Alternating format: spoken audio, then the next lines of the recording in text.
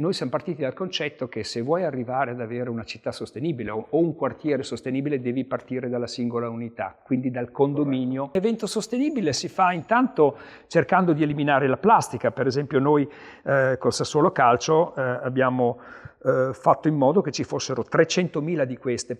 Cercatevi l'incubatore, ma cercatelo certificato. Perché solo 2 aziende su 10 hanno successo, mentre le altre 8 chiudono nel giro di 5 anni? Stiamo per entrare in un locale molto particolare. Quale strategie mettono in pratica? Siamo appena arrivati in uno dei posti più iconici di Dubai. Come hanno rivoluzionato il loro mercato? Allora ci siamo inventati, e anche qui siamo gli unici al mondo, Come sono sopravvissute ai periodi di crisi? Quali sono state le più grandi difficoltà in questi 10 anni? In un'unica domanda: perché loro ce l'hanno fatta e come puoi prendere anche tu spunto dal loro successo? Siamo qui per rivelartelo. Benvenuto in una nuova puntata di Imprese, un vero documentario in cui raccontiamo tutti i retroscena delle aziende più interessanti, rivoluzionarie e virtuose. Poi un po' di backstage lo mettiamo. Le analizziamo su diversi piani: modello di business, management, marketing e vendite. A condurre ogni puntata c'è Manabi, In mezzo al deserto. direttore del Dipartimento Video di Strategy News Agency, l'agenzia pubblicitaria specializzata in video per vendere. Se sei anche tu appassionato di business e marketing, se sei un imprenditore che cerca sempre nuovi spunti e strategie da applicare in azienda, allora iscriviti al canale e attiva la campanella per non perderti neanche un episodio. Eleviamo le tende. Torniamo alla puntata di oggi. Oggi ho bisogno della vostra attenzione perché parliamo di organizzazione eventi, spazi per eventi, ma con una società che si impegna per ridurre l'impatto ambientale nell'organizzazione degli stessi. Prestate parecchia attenzione perché questa cosa è incredibilmente interessante. Andiamo. Riduci, riusa, recupera, ricicla. Sembra lo slogan di una pubblicità a progresso. E invece sono i fondamenti e i principi di Eco Events, un'impresa che nasce da un'idea di un imprenditore illuminato che dopo aver viaggiato per tutti i continenti e aver conosciuto molte culture diverse, ha capito come fosse possibile implementare le giuste pratiche per rispettare l'ambiente che ci circonda senza per questo rinunciare al progresso e al concetto di impresa profittevole. Oggi quindi scopriamo la storia di Romano e di Eco Events e di come siano riusciti a ridurre l'impatto ambientale per grandi eventi come l'Umbria Jazz Festival o la finale della Coppa Italia. E lo faremo all'interno di Eco Area Better Living, un piccolo ma grande ecosistema situato nel cuore della Romagna. Uno straordinario esempio di bioarchitettura che da più di 10 anni ospita eventi aziendali, start-up e coworker. Tutto questo a impatto zero. Ma questa è un'impresa che ha originato una vera e propria impresa? Scopriamolo insieme. Innanzitutto io vedo qui una bellissima struttura. Dove ci troviamo? Ci troviamo vicino a Rimini, sulla superstrada Rimini-San Marino per l'esattezza. E il comune è Coriano, ma siamo a pochissimi chilometri dal comune di Rimini, pochissimi chilometri dal confine con San Marino, quindi uno stato estero, pochissimi chilometri dal comune di Riccione. Quindi fantastico. È una posizione logistica molto comoda. Siamo in un bel posto, nel cuore della Romagna. Ok, si chiama Eco Area. Eco Area non è solamente un luogo di organizzazione eventi eccetera eccetera, ma voi come attività di che cosa vi occupate anche? Fondamentalmente Eco Area sono due cose. Eco Area Better Living nasce come progetto per sensibilizzare le persone della brown economy, quelle che vedete di quel pianeta lì che inquina, in green economy. E infatti se vedete questi due personaggi, lui anziché dire nice to meet you dice nice to green you. Quindi il nostro scopo è quello di sensibilizzare le persone verso un mondo verde, che non vuol dire darsi una pitturata di verde, il famoso greenwashing, significa proprio capire i concetti della green economy e quindi della sostenibilità. Partendo da questo concetto, diciamo noi siamo qui, esattamente dove siamo noi, in mezzo alle energie rinnovabili, parliamo del 2006. Mi hanno dato del pazzo quando facevo queste cose nel 2006, Antisegnano. Il progetto è un progetto culturale e di impresa che serviva proprio poi nel momento in cui costruivamo questo edificio, perché c'era un capannone col tetto di amianto, un ecomostro, anzi un mostro senza eco, non aveva nulla di eco. Abbiamo creato questa cosa qui, c'è un giardino sospeso, c'è una classe energetica A, c'è domotica, ci autoproduciamo l'energia con il fotovoltaico, con le rinnovabili, quindi non bruciamo fossile. Il fossile inquina, come vedete da quelle ciminiere. Noi siamo 100% elettrici, ci autoproduciamo, addirittura abbiamo anche un ristorante e diciamo noi cuciniamo con la luce del sole, perché dal fotovoltaico sulle piastre a induzione naturalmente è il sole, questo è quello che facciamo. Per bioarchitettura si intende quell'approccio architettonico che dà priorità all'ecologia e alla sostenibilità ambientale durante la progettazione e la costruzione degli edifici. L'uso di energie rinnovabili, il riciclo dei materiali, il design orientato al risparmio energetico e al comfort ambientale sono gli ingredienti principali per creare edifici in armonia con l'ambiente e con l'uomo. Lo chiamiamo l'edificio in 3D, spazi, eventi, meeting, espositivi in 3D, dove le 3D sono dire, dare e dimostrare. Perché? Perché qualsiasi centro eventi può avere ovviamente un proiettore, la platea, eccetera, eccetera, ma qui possiamo anche dimostrarlo come, avendo tutti questi spazi vuoti che poi vi farò vedere, servono proprio per allestire su misura, come un vestito su misura, l'evento che tu vuoi fare. Quindi puoi dirlo, puoi dare tutte le informazioni, ma puoi anche dimostrarlo. Per esempio in questo caso con la Mapei facevamo dimostrazione ai piastrellisti come applicare correttamente quello che serviva per poi metterci le piastrelle sopra, piuttosto che tante altre cose. Ultra Spazio Eventi, voi proprio organizzate anche gli eventi? Tantissimi eventi. Per esempio il condominio ecosostenibile che è partito qui dentro e poi è andato in itinere. Abbiamo fatto degli interventi a Made Expo, al SAIE di Bologna, all'Ecomondo di Rimini, a Roma, all'Hotel Ergife. Condominio, tanto per dirne una, 42 milioni di italiani vivono in condominio, quindi pensate a quanta economia si può creare con un solo denominatore comune che è la parola condominio. Ma noi l'abbiamo voluto declinare come il condominio ecosostenibile. Noi siamo partiti dal concetto che se vuoi arrivare ad avere una città sostenibile o un quartiere sostenibile devi partire dalla singola unità, quindi dal condominio ecosostenibile. Intanto cominciamo a farne uno, perché la città è difficile da fare. Cominciamo a farne uno e questo è quello. Per la serie come si fa a mangiare un elefante a piccoli pezzi. Perfetto, così. Partiamo dal condominio, ne facciamo uno, lo replichiamo e poi forse un giorno avremo una smart city. Io dico sempre la migliore energia è quella che non consumiamo, quindi se siamo bravi... Bellissimo concetto. se siamo bravi a rendere il nostro condominio più efficiente da un punto di vista energetico, ne risparmiamo tutti. Il concetto di avere il giardino sul terrazzo non è semplicemente una cosa è di design, è bello, abbiamo aggiunto un ulteriore spazio per i nostri eventi, ha proprio un utilizzo funzionale. Assolutamente, la valenza è prevalentemente sistemica, ambientalista se vuoi, perché poi la mia impronta di cementificazione di questo edificio, che sono 600 metri per 4 piani, io quello che ho cementificato l'ho riportato lassù lucertole, formiche, coccinelle, ho ricreato i fiori, l'erbetta, ho ricreato l'ecosistema che ho distrutto facendo questa cosa qua.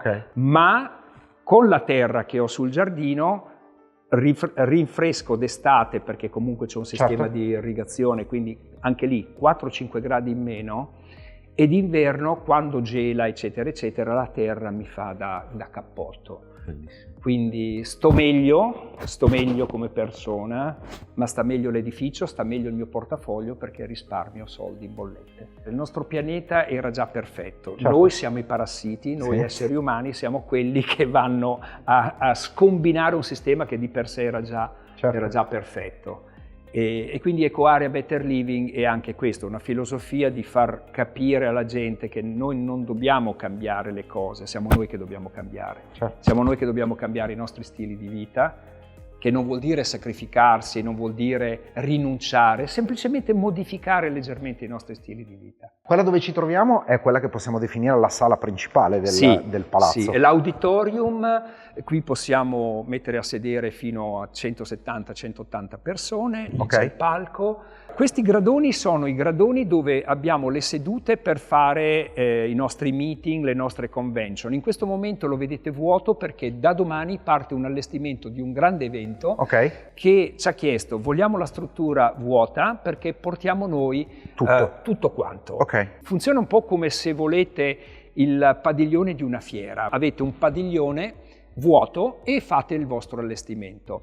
Oppure, se volete utilizzare le nostre strutture, noi abbiamo addirittura la scelta delle sedie. Le vuoi in legno, le vuoi in cartone, quindi sempre materiali ecosostenibili, e quindi ti facciamo gli allestimenti, abbiamo i magazzini sotto a secondo delle tue esigenze. Quello che vedete è tantissimo legno perché il legno è uno dei materiali rinnovabili. Uno dice: ma hai tagliato delle piante? Sì, ma se io le piante le ripianto e gestisco la foresta... Quindi vado a prendere il legno e nel frattempo ripianto. Perfetto, lui me lo dà in eterno. Quindi il concetto dell'energia rinnovabile, dal sole, dal vento o dal geotermico, si applica anche nei materiali. Il legno è un materiale rinnovabile. Per materiali rinnovabili intendiamo tutte quelle materie prime che possono essere rigenerate o ripristinate nel tempo, garantendo così disponibilità continua per generazioni e generazioni. Legno, cotone, bambù, canapa sono solo alcuni esempi.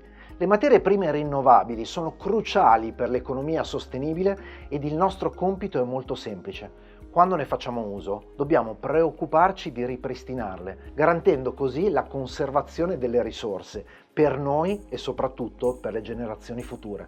Qui abbiamo il nostro bistrò ed è un bistrò anche questo particolare perché, come dicevo, cuciniamo con la luce del sole. Già nel lontano 2010 avevamo messo le piastre elettriche a induzione. Questo bistrò è un bistrò che è aperto e funzionante nel momento in cui ci sono gli eventi e si organizza delle cose, o vive anche di vita propria? E le due cose, nel senso che prima del Covid era aperto anche chiaramente a chiunque voleva entrare, poi 2 anni di pausa forzata ci ha portato a utilizzarlo solo per gli eventi interni. È molto bello anche perché rispetto a tanti spazi eventi o le fiere, come stavamo citando prima, eccetera eccetera, dove siamo costretti a assumere catering che arrivano dall'esterno eccetera, il fatto di avere una struttura già pronta, funzionante all'interno, anche questo è un plus non indifferente. Assolutamente, siccome siamo molto tecnici, facciamo anche le carbon footprint per le aziende. Hai meno carbon footprint perché non devi far venire furgoni, personale e insomma trasporti inutili, perché possiamo fare tutto qua. Prendiamo la materia prima dai contadini, quindi chilometro zero, di stagione, utilizziamo sempre prodotti di stagione, non facciamo venire, per intenderci, l'ananas o la papaya, ma quello che ci dà in questo momento castagne piuttosto che arance, agrumi, ed è tutto chiaramente autoprodotto, autogenerato. Riduciamo l'impatto ambientale dei tuoi eventi.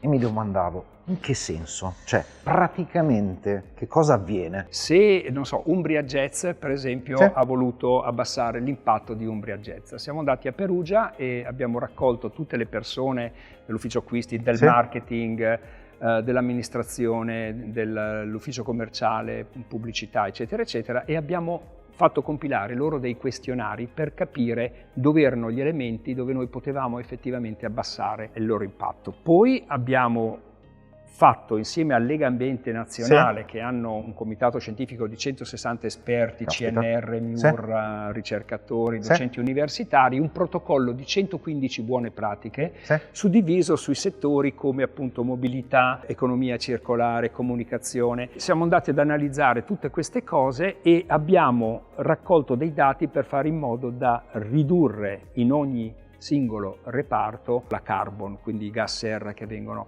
E ci siamo riusciti. Questo sistema ci consente, attraverso questo protocollo, effettivamente di ridurre le carbon footprint non solo di grandi eventi come la finale di Coppa Italia o Umbria Jazz, ma la Nove Colli, una manifestazione che facciamo qua in Romagna dove ci sono 14.000 atleti, piuttosto che il lancio della 500 elettrica al Lingotto di Torino, eventi di team building con aziende, anche banalmente le cene di Natale.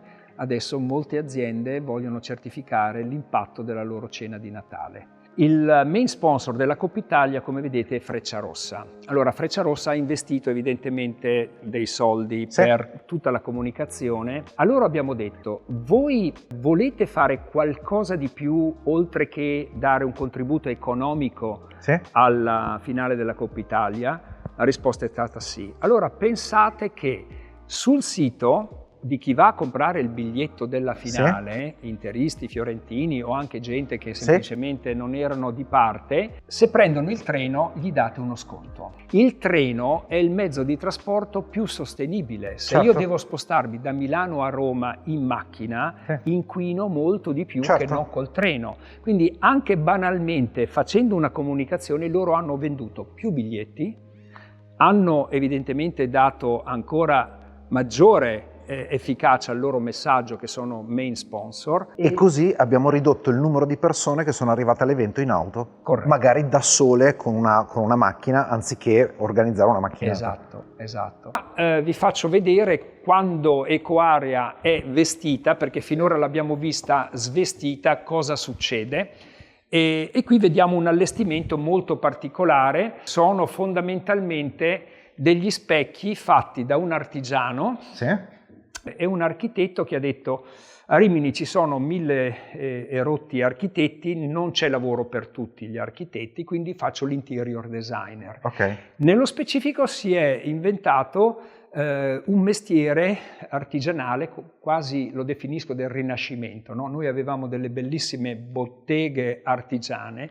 Considerate che questo specchio è fatto di 360 listelli che sono stati tagliati su misura e incollati per dare questo effetto. Loro invitano a livello virtuale gallerie d'arte da Londra, da Parigi, da Los Angeles, da Sydney, qui dentro in modo virtuale, ecco, vedete questi allestimenti, e gli fanno vedere questi dettagli.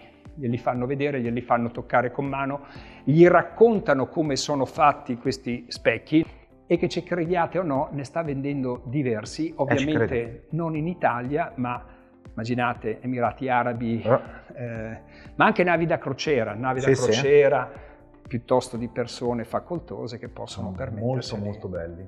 Anche questo è una startup, perché le startup nascono così, anche Facebook, anche Google, anche Apple erano startup, non dimentichiamocelo. E noi, essendo un incubatore di startup, abbiamo anche questa mission, se vogliamo, di aiutare persone che hanno delle idee e svilupparle in imprese. Ecco, mi viene da spezzare una lancia a favore degli incubatori di startup. Noi siamo un incubatore di startup innovative.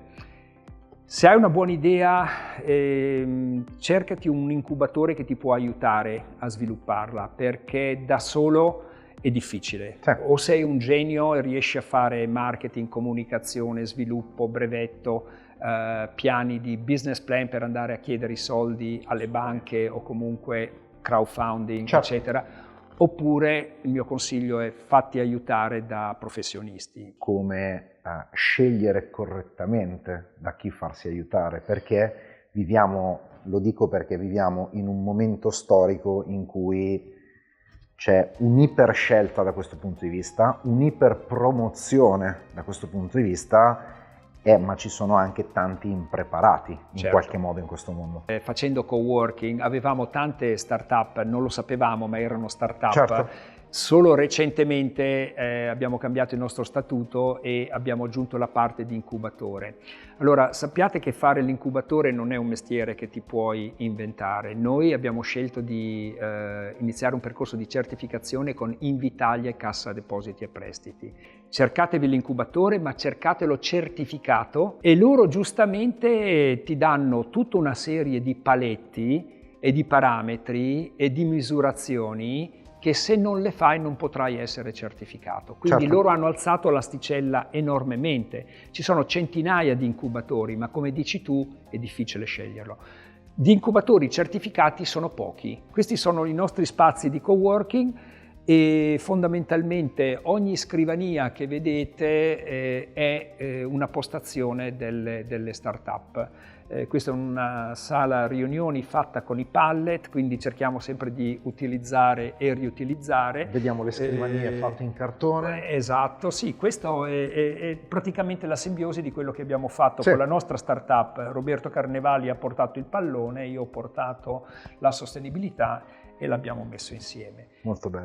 Il coworking è uno stile lavorativo in cui diverse persone condividono uno spazio fisico per lavorare in modo indipendente. Questo ambiente favorisce la condivisione di risorse come scrivanie, connessione internet e servizi, promuovendo interazione, networking e sinergie professionali. Questo è anche molto interessante perché poi tu mi chiedevi come si fa un evento sostenibile. Sì. Beh, un evento sostenibile si fa intanto cercando di eliminare la plastica. Per esempio noi col Sassuolo Calcio abbiamo fatto in modo che ci fossero 300.000 di queste per tutte le partite interne del Sassuolo, dei contenitori di Tetra Pak fondamentalmente, ma vengono raccolti e vengono poi dati ad un'azienda che fa la separazione della carta dall'alluminio e dal tappo e creano per esempio gli asciugamani per i bagni e anche la carta igienica, ma con i tappi poi creano i dispenser, quindi è un bellissimo esempio di economia circolare. Piuttosto che bicchieri con l'effigie del calciatore che vengono dati in cauzione. Il bicchiere fondamentalmente costa 2 euro, me lo ritorni, ti do i 2 euro, oppure te lo porti a casa come gadget, elimino tantissima Certo. E quindi lo riutilizzo. Perché anche qui, anziché bere e buttare via il bicchiere e andarne a prendere un altro, nel momento in cui ho il bicchiere brandizzato ho piacere a tenerlo in qualche modo. Nella postazione del coworker o comunque della startup abbiamo anche creato un involucro che nello stesso tempo spiega come viene coinventata una parete in legno. Quindi spieghiamo, perché molti pensano che le case di legno non siano performanti, invece lo sono e viene spiegato qui in maniera molto chiara come viene fatto. E nello stesso tempo le persone che sono qui ambiscono questa cosa perché stanno nella loro cocoon, nel loro elemento. Qui vedete un'esplosione di luce proprio perché abbiamo voluto lasciare vetrate per i motivi che vi dicevo prima. Da un lato risparmiamo l'energia elettrica, dall'altro si sta bene. Equaria Better Living è questo, cioè stare bene. Tu quando sei qui dentro sei a tuo agio e ci stai bene. I coworker lo apprezzano molto. L'erba ovviamente è quello che dicevo prima, è quello che ci consente di avere una coinventazione sia d'estate che d'inverno. L'acqua piovana la utilizziamo per innaffiare il giardino perché abbiamo il recupero dell'acqua piovana. Il pannello fotovoltaico è quello che ci consente di dare energia energia rinnovabile alla struttura. Qui ci sono i pannelli fotovoltaici, là ci sono i pannelli solari. Per scaldare l'acqua calda, la differenza. E quindi quando portiamo le scuole qui, i bambini piccoli di 10 anni capiscono che quello crea energia elettrica, quell'altro scalda l'acqua. Certo, anche quella parte lì che dicevi che è in manutenzione in questo momento, anche lì è tutto prato normalmente. Assolutamente sì, tutto prato e la sensazione che se state qui 2 minuti avrete è che siete parte del paesaggio, cioè delle colline. No, è già sensazione che sto vivendo. Questo terreno che vedete è diviso in 2. Sulla parte destra ci sono dei parcheggi, sulla parte sinistra è la parte outdoor dove facciamo eventi estivi. Quindi si possono, qui abbiamo ospitato fino a 600 persone. È una bellissima struttura, è una bellissima storia.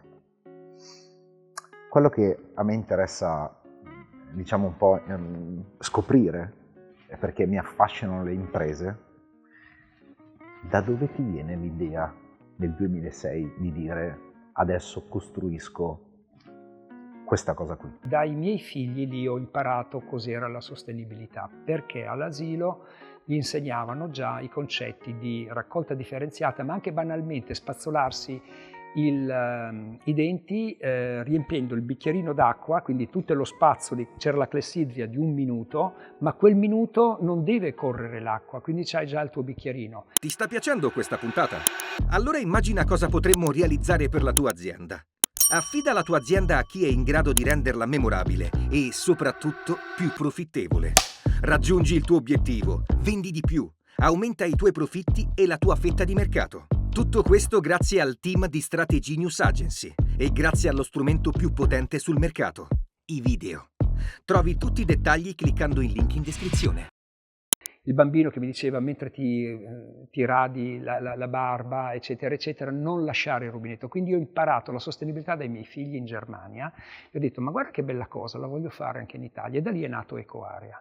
Fondamentalmente. Nel momento in cui io ti immagino con i tuoi figli, con il fatto di imparare a riempire il bicchiere piuttosto che fare la barba senza tenere il rubinetto aperto, eccetera, eccetera, ma qual è lo switch dal voglio iniziare a lavorare sulla sostenibilità al costruisco un palazzo del genere? Ma allora, non è così immediato. No, non è immediato, però forse non ho finito il ragionamento. Io ho avuto la fortuna di viaggiare tantissimo, tantissimo, e quindi nel mio cervello c'era una contaminazione di cose che ho visto negli Stati Uniti, nel Medio Oriente, in Giappone, in Australia, in Germania, eccetera, eccetera.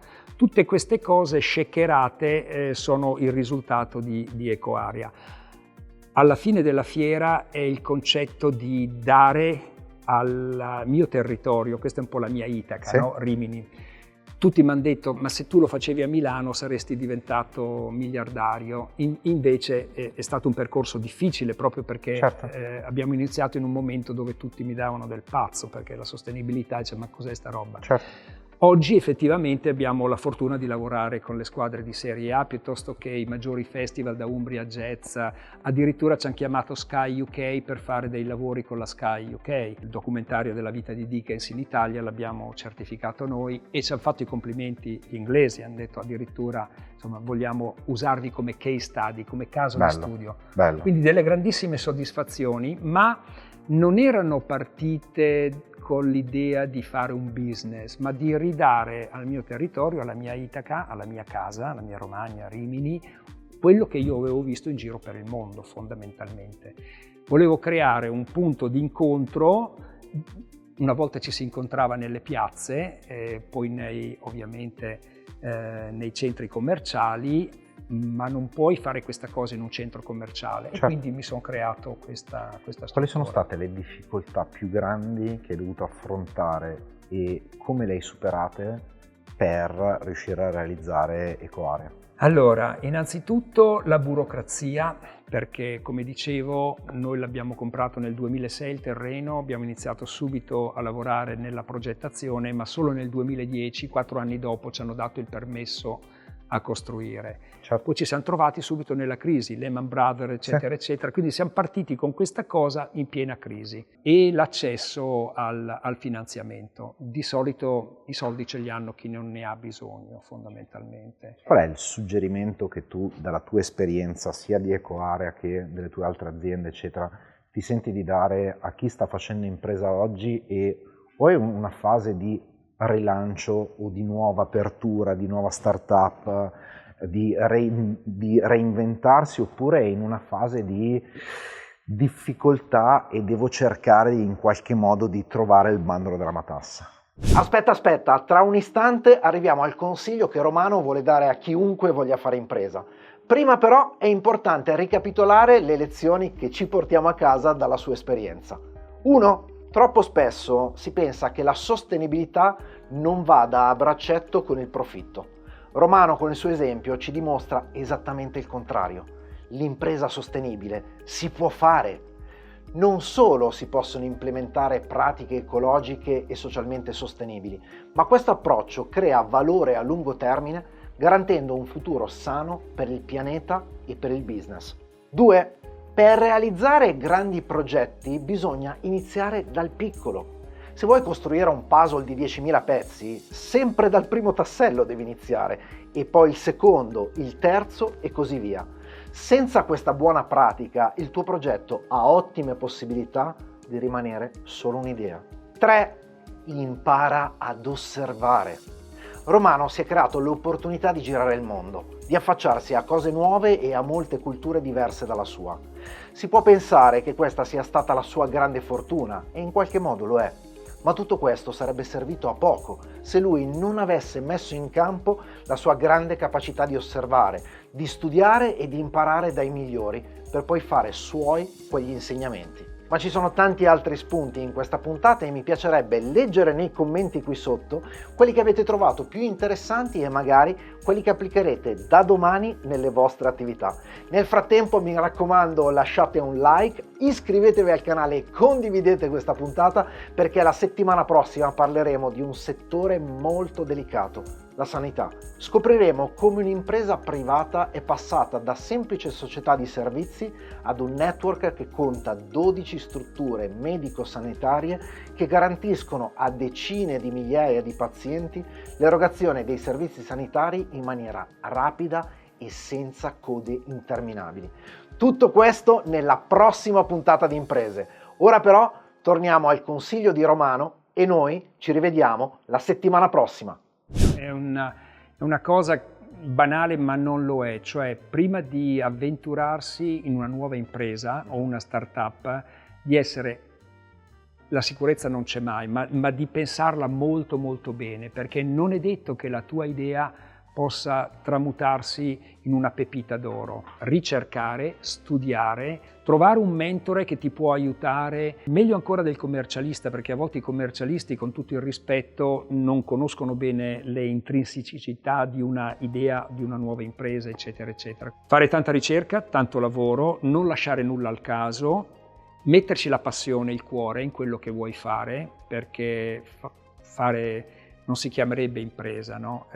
È un'impresa, è una grande impresa fare l'imprenditore, e quindi non sperare che nel giro di qualche anno puoi così sederti sugli allori, perché non succederà, dovrai sempre lottare per tutta la vita. Essere resilienti, cioè non arrendersi, tanta passione ma anche competenza, non improvvisare. Abbiamo un paese che non ci sostiene, ma adesso ci sono gli incubatori delle start-up innovative. Se volete scriverci, noi siamo a vostra disposizione. Siamo di fatto un incubatore di start-up, ma anche di spin-off aziendali, quindi sarà un quindi piacere. Il sito di riferimento per trovarvi è www.ecoarea.eu, come Europa. fantastico. Grazie. Romano, è stato un grande piacere. Anche per me. In bocca al Anche lupo per per tutto. Grazie A te. davvero dell'attenzione.